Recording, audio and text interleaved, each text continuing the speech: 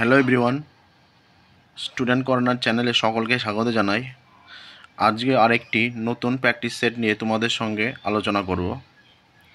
এই প্র্যাকটিস সেটে মোট 60টি কোশ্চেন আছে।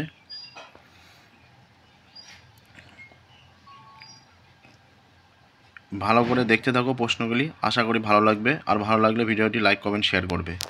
আর কে কত পেলে কমেন্টে জানাতে ভুলবে না। শুরু করা যাক। প্রথম প্রশ্ন দেখো, হরপ্পা একটি পশুপালন ভিত্তিক সভ্যতা, কৃষিভিত্তিক সভ্যতা, নগরকেন্দ্রিক সভ্যতা, বাজার কেন্দ্রিক সভ্যতা? উত্তরটি দেখো, নগরকেন্দ্রিক সভ্যতা। তোমরা ভিডিওটি পজ করে তারপরে পরীক্ষাটা দেবে। আমি একটু স্পিডে বলে যাচ্ছি। পরের প্রশ্ন দেখো, হরপ্পা সভ্যতা আবিষ্কৃত হয় 1921 খ্রিস্টাব্দে, 1929 খ্রিস্টাব্দে, 1922 খ্রিস্টাব্দে, 1974 খ্রিস্টাব্দে?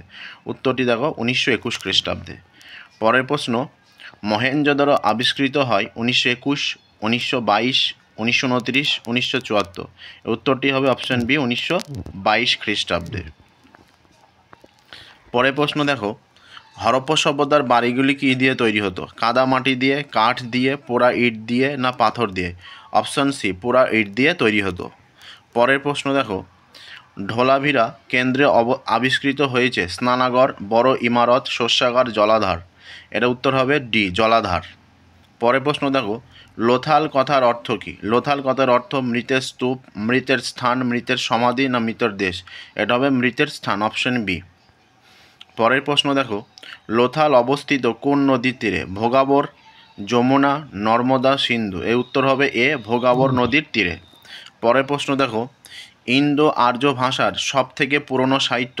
ঋক সংহিতা, ব্রাহ্মণ, মহাভারত, বেদান্ত? অপশন এ, ঋক সংহিতা। পরের প্রশ্ন দেখো, বৈদিক সাহিত্যের শেষ ভাগটি হলো ব্রাহ্মণ, উপনিষদ, সংহিতা, আরণ্যক? এটা হবে উপনিষদ, অপশন বি অ্যান্সার। পরের প্রশ্ন দেখো, 10 রাজার যুদ্ধে উল্লেখ আছে ঋগ্বেদে, যজুর্বেদে, সামবেদে, অথর্ববেদে? উত্তরটি দেখে নাও, ঋগ্বেদে। পরের প্রশ্ন, বৈদিক সমাজে জনপ্রিয় খেলা? কাবাডি, পাশা, কুস্তি, দাবা? এটা হবে পাশা। পরের প্রশ্ন দেখো, মেগালিথ হলো পাথরের গাড়ি, পাথরের সমাধি, পাথরের খেলনা, পাথরের বাড়ি? এটা হবে অপশন বি, পাথরের সমাধি।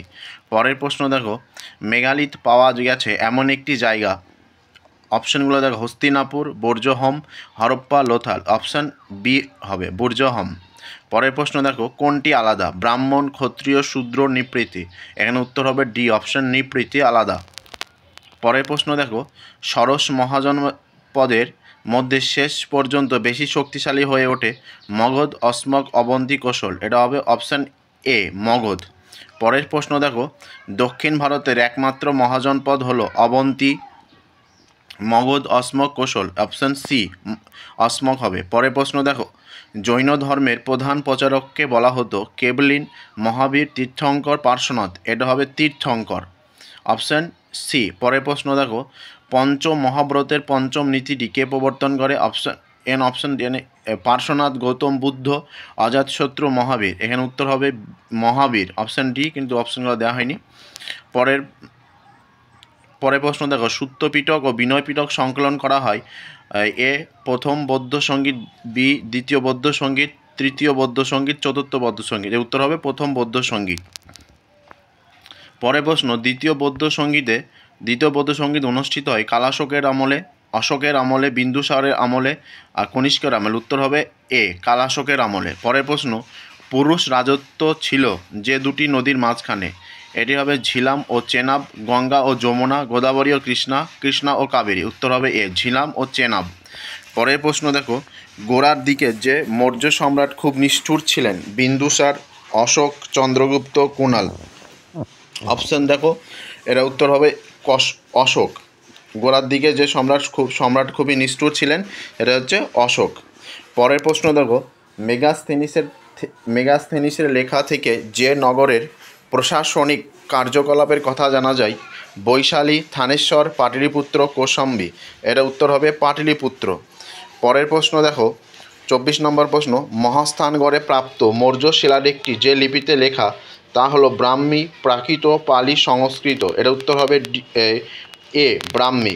পরের প্রশ্ন দেখো, দ্বিতীয় চন্দ্রগুপ্ত পরিচিত ছিলেন সকারি, মহারাজ ধীরাজ, মহাক্ষত্রপ, সকলত্র পথনাথ। উত্তর হবে বি মহারাজ সকারি।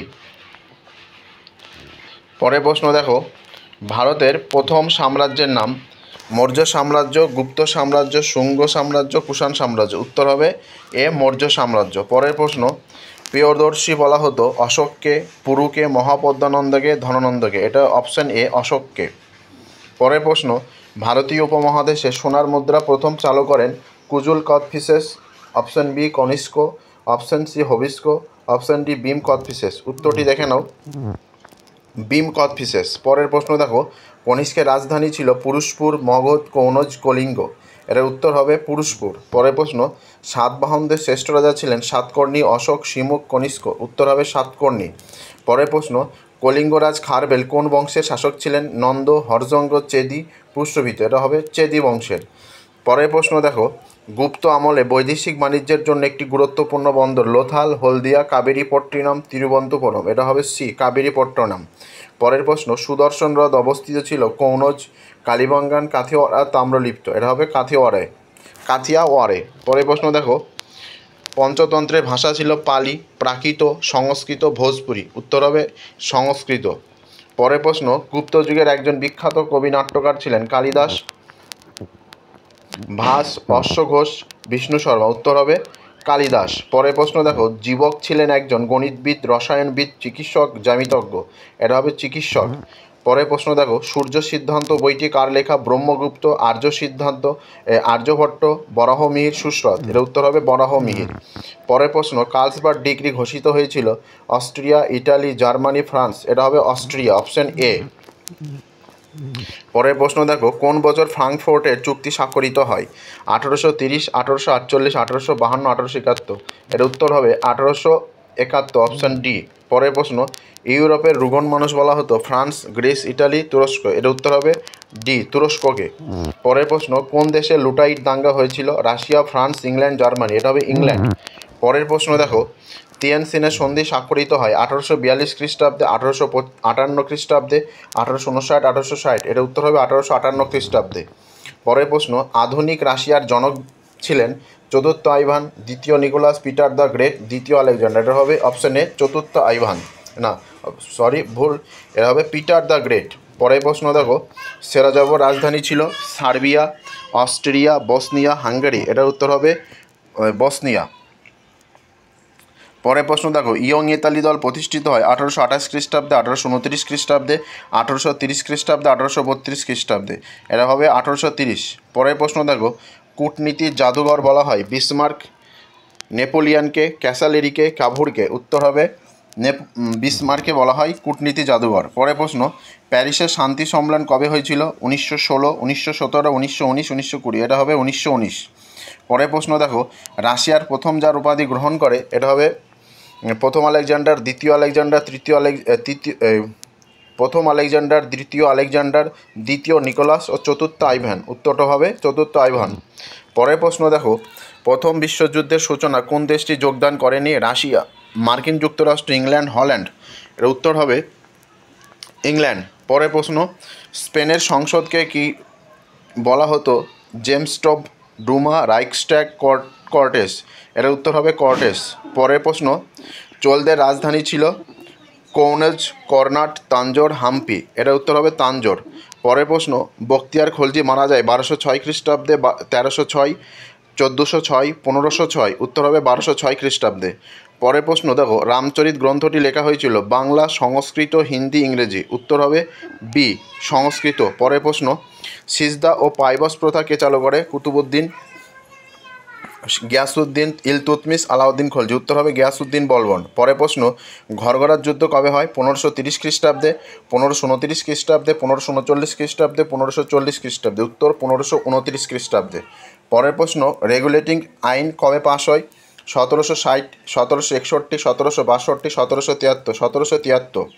পরের প্রশ্ন, ভারতের শেষ ভাইসরয় কে ছিলেন? লর্ড ক্যানিং। উত্তর আগেরটা, উত্তর 1773। ভারতের শেষ ভাইসরয় কে ছিল? Lord Canning, Lord Mount Batten, Chakraborty Rajagopalachari, Warren Hastings. উত্তর হবে লর্ড মাউন্ট ব্যাটেন। পরের প্রশ্ন, বিহারের মহাবিদ্রোহের মুখ্য সংগঠক কে ছিলেন? মঙ্গল পাণ্ডে, নানা সাহেব, কুনওয়ার সিং, রানী লক্ষ্মীবাঈ। এবার কুনওয়ার সিং। পরের প্রশ্ন, ভারতের আধুনিক মানুষ কাকে বলা হয়? অপশান এ রাজা রামমোহন রায়কে। পরের প্রশ্ন, সতীদাহ প্রথা কবে নিষিদ্ধ হয়? এটা হবে 1829 খ্রিস্টাব্দে। আজকে ভিডিও এই পর্যন্ত। ভিডিওটি ভালো লেগে থাকলে অবশ্যই লাইক কমেন্ট শেয়ার করবে। আর যদি কারো কোনো প্রশ্ন নিয়ে সমস্যা উত্তর নিয়ে কোনো সমস্যা হয় তাহলে নির্দ্বিধায় কমেন্ট করো। আর কে কত পেলে জানাতে ভুলবে না। আর অবশ্যই চ্যানেলটি সাবস্ক্রাইব করবে। প্রত্যেক দিন একটা করে প্র্যাকটিস সেট চ্যানেলে দেখতে হবে। আর বেশি বেশি ভিডিওটি শেয়ার করবে। ধন্যবাদ। ভালো থেকে সুস্থ থেকো। পরবর্তী কোনো একটি নতুন প্র্যাকটিস সেটে দেখা হচ্ছে।